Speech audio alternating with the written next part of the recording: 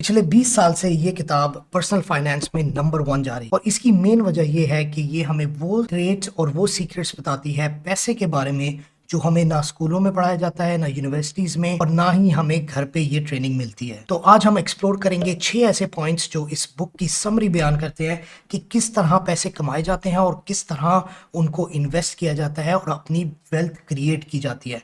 तो बहुत सी ऐसी मिस्टेक्स हैं जो आम आदमी करता है क्योंकि फॉर्मल एजुकेशन पैसे के बारे में किसी को नहीं दी जाती। अब ये ऑथर जो है रॉबर्ट कियोसाकी, इनकी अपनी नेटवर्थ 100 मिलियन से ज़्यादा है और इन्होंने काफ़ी अरसा लगाया, बिल्कुल पुअर स्टार्ट हुए और इन्होंने अपना खुद इस्टेब्लिश किया अपना बिजनेस, अपने एसेट्स, और आज इनके पास इतनी वेल्थ एक्यूमुलेट हो चुकी है कि ये फाइनेंशियली फ्री है कंप्लीटली। तो let's go start the video. तो इस बुक की समरी और ये 6 पॉइंट्स जानने से पहले हम देखेंगे कि ये बुक का ओवरव्यू है क्या।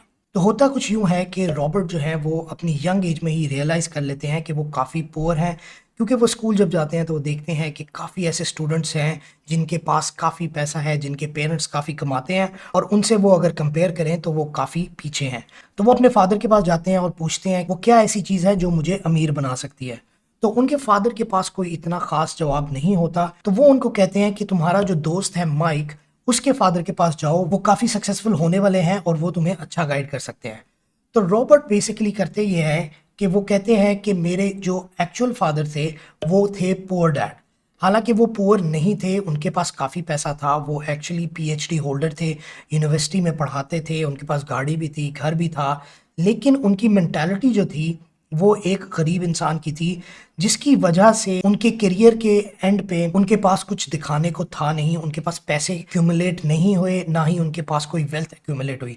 बस जो एक्यूमुलेट हुआ वो सारा डेट था, वो सारे कर्जे थे जो कि उनको देने पड़े। On the other hand Robert का एक दोस्त है माइक, जिसके फादर ऑल्दो इतने पैसे वाले नहीं होते, लेकिन उनकी मेंटालिटी रिच होती है। वो सोचते अमीर आदमी की तरह है, जिसकी वजह से by the end of his career उनके पास इतना पैसा आता है, इतनी वेल्थ आती है कि वो one of the richest people in the city बन जाते हैं, और उनके पास होटल्स, अपार्टमेंट्स, रेस्टोरेंट्स, बहुत सी चीज़ें उनके एसेट्स में आ जाती हैं। तो वो क्या ऐसी चीज़ें थी जो उनके एक्चुअल फादर करते थे, जिनको वो पुअर डैड कहते हैं, और वो क्या ऐसी चीज़ें थी जो उनके रिच फादर करते थे, जो बेसिकली माइक के फादर थे और रॉबर्ट के एक्चुअली वो मेंटोर थे। तो इस बुक में इन दो मेंटालिटीज़ को बेसिकली डिफाइन किया गया है कि क्या वो मेंटालिटी है जो आपको पुअर बनाती है और क्या वो मेंटालिटी है जो आपको रिच बनाती है। तो आज हम देखेंगे ये 6 पॉइंट्स जो इस बुक को समराइज करेंगे और हमें भी हेल्प करेंगे इस पाथ पे चलने के लिए। तो हमारा पहला पॉइंट है आई कांट अफोर्ड दिस। अब इसका क्या मतलब है? रॉबर्ट बेसिकली बताते हैं कि जब भी वो अपने पोर डैड से बात करते थे किसी एक्सपेंसिव चीज़ के बारे में या किसी आइडिया के बारे में या कोई बड़े घर के बारे में, गाड़ी के बारे में, कोई भी ऐसी चीज़ हो, तो उनका जवाब होता था आई कांट अफोर्ड दिस। तो ये एक मेंटालिटी है बेसिकली जो आपके साथ चलती है कि मैं ये चीज़ अफोर्ड ही नहीं कर सकता। ऑन दी अदर हैंड जो इनके रिच डैड थे वो ये कहते थे कि instead of saying I can't afford this, आपने कहना है how can I afford this. तो ये दो बहुत ही डिफरेंट माइंडसेट्स हैं, क्योंकि how can I afford this basically एक पाथ ओपन करता है आपकी सोच के लिए कि आपने सोच कर इसको गोल को अचीव करना है। अब होता यह है कि फॉर एग्जांपल आप कहते हैं मेरी एक ड्रीम कार है, लेट से वो 1 करोड़ रुपए की है, तो आपकी सैलरी लेट से है 1 लाख रुपया, जिसमें से रफली आप 10,000 रुपया महीने का बचा लेते हैं, ये आपकी सेविंग्स है। तो आप क्या करते हैं, आप कहते हैं अच्छा मैंने ये ड्रीम कार अचीव करनी है जो कि 1 करोड़ रुपए की है और 10,000 महाना मैं सेव कर रहा हूँ, तो एक साल में 1,20,000 मैं सेव कर सकता हूँ। तो आप रफली उसमें से भी एक्सपेंसेस वगैरह निकाल लें कुछ इधर उधर, तो आप लेट से कहें 1 लाख मैं कमा लेता हूँ एक साल में। तो उसको कितने साल चाहिए होंगे 1 करोड़ जमा करने के लिए? 100 साल। तो 100 साल लगेंगे आपको 1 करोड़ जमा करने के लिए, जो कि वो आपको ड्रीम कार दिला देंगे। तो अब आपने करना ये है, आपने सोचना है कि अच्छा अगर मुझे 10,000 में 100 साल लग रहे हैं, तो किस तरह मैं 10,000 को लेट से 20,000 कर सकता हूँ, मैं 10,000 एक्स्ट्रा इनकम कमा सकता हूँ हर महीने, जिसकी वजह से वो टाइम फ्रेम आधा हो जाएगा, तो मुझे वो चीज़ 50 साल में मिल जाएगी। उसके बाद मैं उसको मज़ीद इंक्रीज़ करूँगा तो वो 25 साल में हो जाएगी, फिर 10 साल में हो जाएगी। तो कितनी वैल्यू आप इंक्रीज़ करेंगे और फिर वो वैल्यू आएगी कहाँ से, वो पैसे आएंगे कहाँ से? क्या मैं एक्स्ट्रा जॉब करूँगा, क्या मैं एक्स्ट्रा इनकम कमाऊँगा, क्या मैं फ्रीलांसिंग करूँगा? तो ये आपने अपने ब्रेन को एक्सरसाइज कराना है, ये इसका मेन मकसद है। इस पूरे पॉइंट का मकसद यही है कि जब आप कहते हैं I can not afford this, I can't afford this, तो आपका ब्रेन स्टॉप हो जाता है, फुल स्टॉप, अल्लाह हाफिज, घर जाए। लेकिन जब आप कहते हैं how can I afford this, तब आपका ब्रेन स्टार्ट होता है, वो आइडियाज़ लेके आता है, वो सोचता है कि हाँ भाई ये मेरा गोल है, इसको मैं कैसे सेट कर सकता हूँ और विद इन कितने टाइम फ्रेम मैं इसको अचीव कर सकता हूँ। तो आपने हमेशा करना ये है, आपने हमेशा कहना है how can I afford this. बेशक बड़ी से बड़ी क्या कहते हैं घर है, बेशक बड़े से बड़ा महंगे से महंगा आपकी गाड़ी है, आपने हमेशा कहना है how can I afford this, आपने नहीं कहना कि I can not afford this. दूसरा हमारा बहुत इंपॉर्टेंट पॉइंट है फाइनेंशियल एजुकेशन। अब होता यह है कि हम स्कूल्स जाते हैं, यूनिवर्सिटीज़ जाते हैं, हम घर से सीखते हैं, लेकिन कोई भी हमें प्रॉपर फॉर्मल फाइनेंशियल एजुकेशन नहीं देता। ये वो फाइनेंशियल एजुकेशन नहीं है जो आप फॉर एग्जांपल फाइनेंस में पढ़ते हैं, इकोनॉमिक्स में पढ़ते हैं या अकाउंटिंग में पढ़ते हैं, हम उसकी बात नहीं कर रहे। हम बात कर रहे हैं कि पैसे कमाते कैसे हैं और पैसे को एक्यूमुलेट करके उसकी वेल्थ कैसे क्रिएट करते हैं। तो ये चीज़ें किसी को पढ़ाई नहीं जाती और इसकी मेन वजह यही है कि एक्चुअली लोगों को पता ही नहीं होता। इसी वजह से ये बुक इतनी मशहूर हुई थी कि लोगों को इस चीज़ का अंदाज़ा ही नहीं था, लोग इस तरफ सोचते ही नहीं थे। तो एक चीज़ जो आपने बहुत अहम तरीके से नोट करनी है, आपने हमेशा फोकस करना है फाइनेंशियल एजुकेशन में, अपने आप को लर्निंग प्रोसेस में डालें। ये ना कहें कि मैं सीख चुका हूँ, ये ना कहें चले मेरे पास $1,000,000 आ गया तो अब मैं जी फन्ने खा बन गया हूँ, अब मुझे सब पता है, मेरे पास 10 मिलियन आ गया और अच्छा जी मैं तो अब किसी के हाथ नहीं आने वाला। मैं आपको एक एग्जांपल देता हूँ। एक नया एंटरप्रेन्योर है जो रिसेंट ईयर्स में मशहूर हुआ है, उसका नाम है एलेक्स। उसने एक ऐसी चीज़ की जिसने सबको हैरान कर दिया। उसने क्या किया, उसने $1,00,000 जो कि बहुत बड़ी अमाउंट है, उसने 1 घंटे के दिए एक बिलियनियर को, सिर्फ उससे मशवरा लेने के लिए। वो खुद जो एंटरप्रेन्योर है एलेक्स, उसकी company is worth more than $100 million. उसने जाके एक बिलियनियर से मशवरा लिया कि मैं अपनी वेल्थ इंक्रीज कैसे करूं। देखिए वो 100 मिलियन नेटवर्थ है उसकी कंपनी की, लेकिन फिर भी वो जाके लोगों से मशवरा ले रहा है, फन्ने खानी बन रहा, वो जाके सीख रहा है financial education even at that stage. तो हम कौन है भाई, हमने भी तो सीखना है, तो अपनी एजुकेशन जारी रखें, फॉर्मली सीखें, इसको सीरियस लें, पैसे को अपने सीरियस लेना है, तभी आपके प्रॉब्लम्स सॉल्व होंगे। हमारा तीसरा पॉइंट है the difference between assets and liabilities.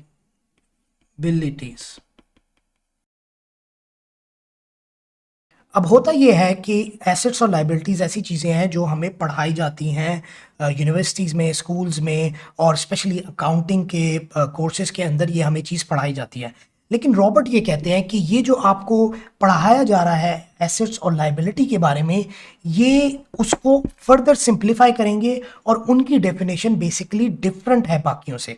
तो उनकी डेफिनेशन ये है कि एसेट्स ये होते हैं कि जो कुछ भी आपकी पॉकेट में पैसे लेकर आए। एसेट्स है anything that brings in money, और लाइबिलिटीज है anything that takes out money.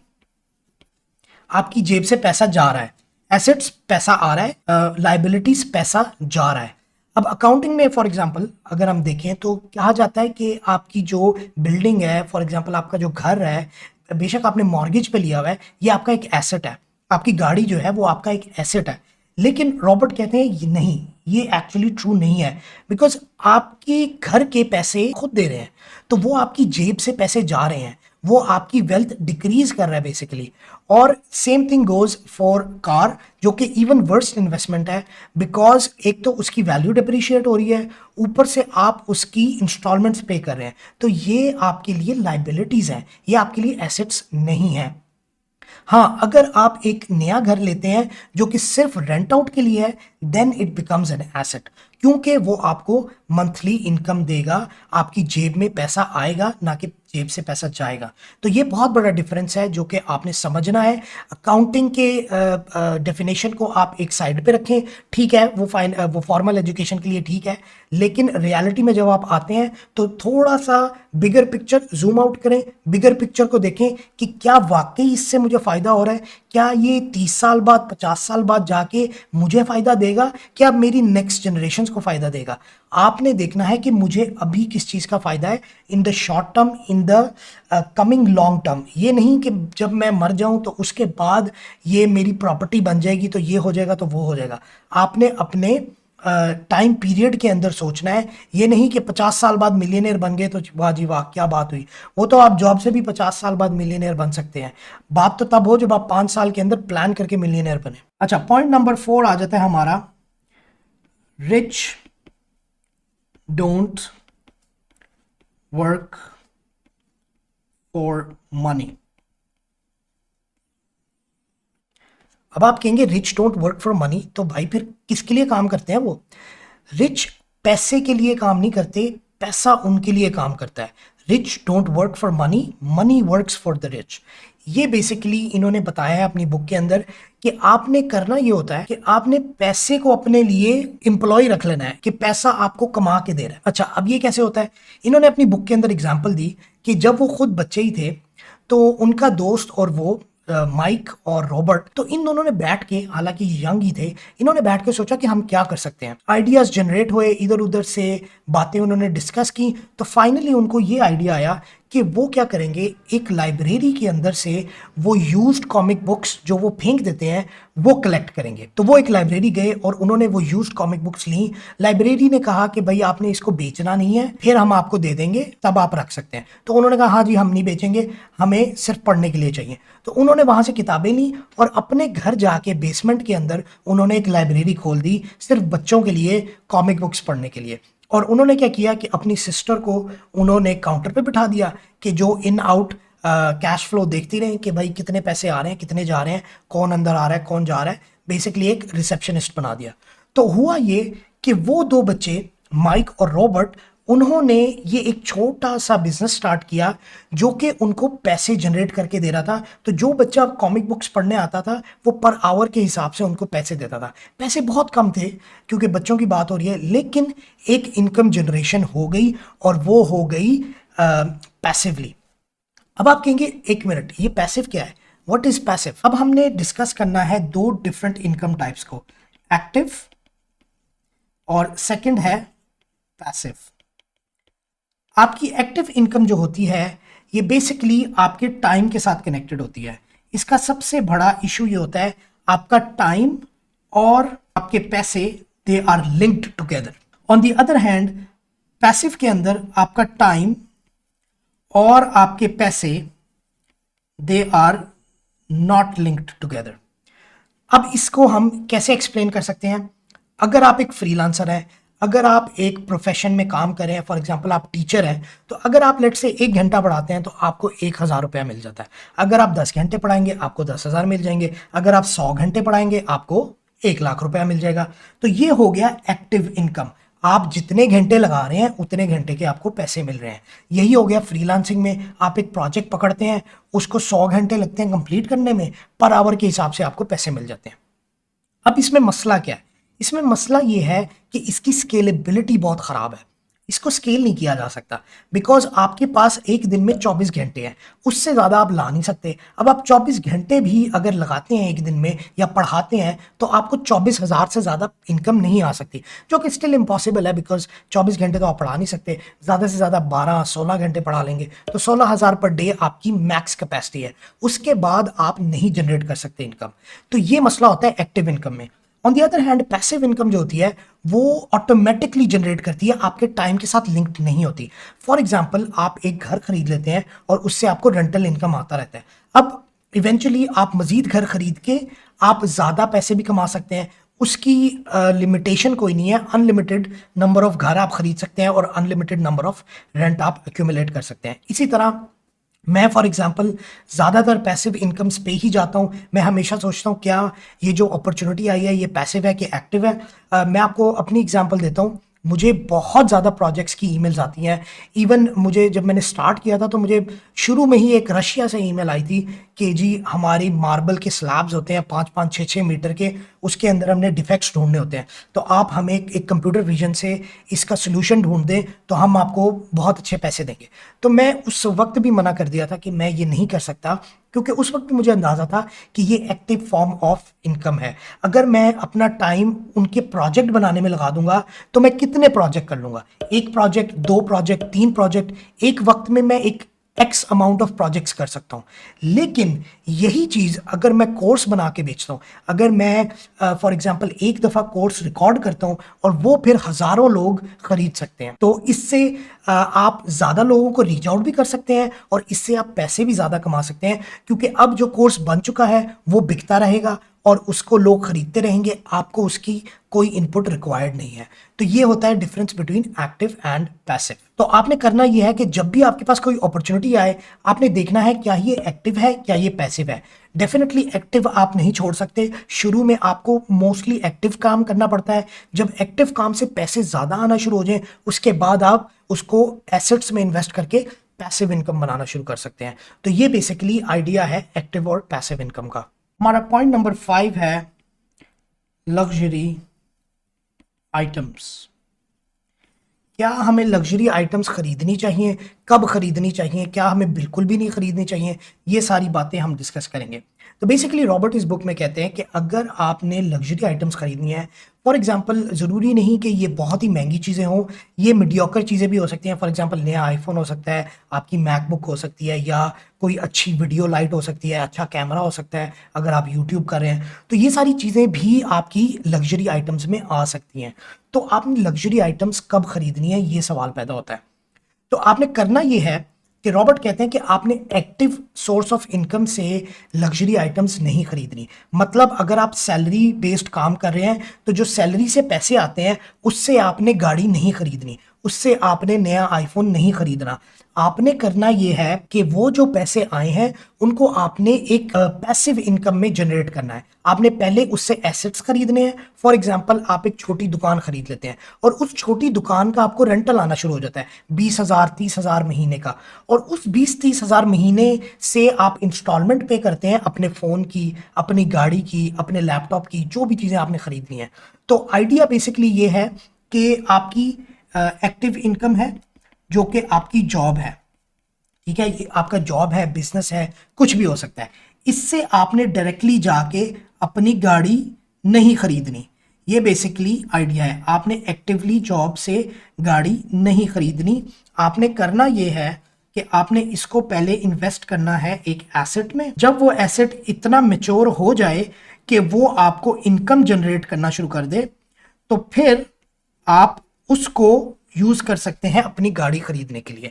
तो ये बेसिक आइडिया है लग्जरी आइटम्स खरीदने का, और ये वन ऑफ द बेस्ट तरीके हैं जो आपके माइंड को एक्सरसाइज भी कराते हैं कि हाँ अगर मैं ये वाकई इस तरह करना चाहता हूँ तो वो आपको पुश मिलेगी कि हाँ मैंने अब नए इनकम सोर्सेज निकालने हैं, किस तरह मैंने मजीद पैसे कमाने हैं। हमारा पॉइंट नंबर 6 है बाय एसेट्स यू लव। अच्छा, ये क्या बात हुई भाई, बाय एसेट्स यू लव, ये क्या हो रहा है? बेसिकली आइडिया ये है कि आपने उस चीज़ में इन्वेस्ट करना है जिसमें आपको इंटरेस्ट हो, जिसका आपको मज़ा भी आए। ये ना करें कि यार उस बंदे ने जो है मुर्गियाँ खरीदी थी तो मैं भी मुर्गियाँ खरीद लेता हूँ क्योंकि उसको पैसे आए थे, प्रॉफिट आया था। अब बहुत सी ऐसी सिचुएशंस होती हैं जो आपके कंट्रोल में नहीं होती, आपका इंटरेस्ट उसमें इतना नहीं होता, तो आप उसको सी थ्रू नहीं कर पाते उस तरह जिस तरह एक बंदा जिसका इंटरेस्ट है वो कर सकता है। अब इसकी एक एग्जांपल हम लेते हैं कि रोलेक्स जो है वो एक एप्रिशिएटिंग एसेट भी बन सकता है। आप जब रोलेक्स खरीदते हैं कुछ अरसे बाद उसकी डिमांड बढ़ जाती है और आपको हज़ारों डॉलर का फ़ायदा भी हो सकता है। लेकिन क्या हर बंदे को रोलेक्स खरीद के उसका ट्रेड करना चाहिए? The answer is no. अगर आपको वॉचेस के बारे में नहीं पता तो आप ये नहीं कर सकते, आप नुकसान में जा सकते हैं, बहुत हैवी नुकसान में जा सकते हैं। तो आपने वो करना है जिसमें आपका इंटरेस्ट है। एग्जाम्पल मैं आपको अपनी एग्जाम्पल देता हूँ, मेरा बिटकॉइन में इतना इंटरेस्ट नहीं है। मुझे बिटकॉइन एक ट्रांसफर फॉर्म लगती है रादर देन एक इनकम जनरेशन मेथड। मैं इसको देखता हूं कि फ्यूचर में एक मींस ऑफ मनी ट्रांसफर बहुत अच्छा बन सकता है, लेकिन इससे पैसे कमाना मुझे ये चीज़ नहीं पसंद, तो मैं इस चीज़ के अंदर जाता ही नहीं। ऑल्दो लोगों ने बहुत पैसे कमाए हैं, लेकिन मुझे पर्सनली पसंद नहीं है, मुझे इतना अच्छा नहीं लगता, तो मैं उसको अवॉइड करता हूँ। ये नहीं कि उस बंदे ने इतना कमा लिया, उसने इतना कमा लिया, तो हाँ भाई मैं भी जाकर ट्राई करता हूँ। अब मुझे कोई कह दे परिंदे जो है ना उनका बिजनेस बहुत अच्छा है, आप जाके वो भी कर लें, तो मैं परिंदे लेके रख लूँ, बाद में मुझे पता ही ना लगेगा परिंदों का करना क्या है, तो वो सारा मेरे सिर पे ही आए, सारा मैं नुकसान में जाऊँ। तो आपने इन्वेस्ट उन एसेट्स में करना है, उन चीजों में करना है जो आपको एक्चुअली समझ आती हैं। आपने हर चीज में इन्वेस्ट नहीं करना। तो अगर हम इस पूरी बुक को समराइज करें, इस पूरी वीडियो को समराइज करें, तो हमें एक चीज समझ आती है जो कि आपका सबसे मेन पॉइंट है। वो ये है कि रिच की इनकम और पुअर की इनकम में एक मेन डिफरेंस है। रिच की जो इनकम है वो आती है एसेट से, और पुअर की जो इनकम है वो आती है प्रोफेशन से। तो ये हमारा मेन डिफरेंस है रिच और पुअर की इनकम में। तो रिच अपनी वेल्थ एक्यूमुलेट कैसे करते हैं, वो बेसिकली अपने एसेट्स इंक्रीज करते हैं और उससे इनकम जनरेट करते हैं, बजाय कि अपने प्रोफेशन से। तो वो घर लेते हैं, अपार्टमेंट्स लेते हैं, वो डिफरेंट टाइप्स ऑफ बिजनेसेस लेते हैं जो इनको रेंटल दें, जो इनको पैसिवली इनकम जनरेट करें। On the other hand poor जो है वो अपने प्रोफेशन में ही रहते हैं, वो अपने प्रोफेशन से ही पैसे इकट्ठे करते हैं। वो बेसिकली वेट करते हैं कि हमें प्रमोशन मिल जाए तो हमारे थोड़े पैसे इंक्रीज हो जाएंगे, और वो अपना टाइम अपने पैसे के साथ जोड़ के रखते हैं। इस वीडियो के बाद आपने करना ये है कि जब भी आपके पास कोई अपॉर्चुनिटी आए, आपने उसको गौर से देखना है, क्या वो एक्टिव है, क्या वो पैसिव है। क्या अगर मैं लेट से 1 साल 2 साल इस पे मेहनत करता हूं, तो क्या कल को ये मुझे कंटिन्यू करनी पड़ेगी या मैं इसको पैसिवली कमा सकता हूं। तो मेरी अपनी एग्जांपल बहुत स्ट्रेट फॉरवर्ड है कि बजाय फोकस करने पे सर्विसेज के, मैंने फोकस किया कोर्सेज पे जो कि मुझे पैसिव इनकम जनरेट करके दे, रादर देन मुझे एक्टिव इनकम आए जो मेरे टाइम और पैसे को लिंक कर दे। तो ये थी हमारी आज की बुक जो कि है रिच डैड पुअर डैड। इससे हमने मेनली यही सीखा कि हमने किस तरह अपने पैसे को मैनेज करना है और किस तरह हम अपनी वेल्थ क्रिएट कर सकते हैं। तो अगर आपको ये वीडियो अच्छी लगी तो लाइक करें, शेयर करें, सब्सक्राइब करें, अपने साथ अपने दोस्तों को भी साथ लेके चलें, उनके साथ भी ये वीडियो शेयर करें ताकि वो भी इस चीज़ को शुरू से ही समझ जाएं, ताकि वो भी एसेट्स क्रिएट करें रादर देन लग्जरी आइटम्स खरीदने के। तो this is it for today's video. I hope कि आपको समझ आई होगी और आप इसे सीखेंगे। अंटिल नेक्स्ट टाइम, अल्लाह हाफिज।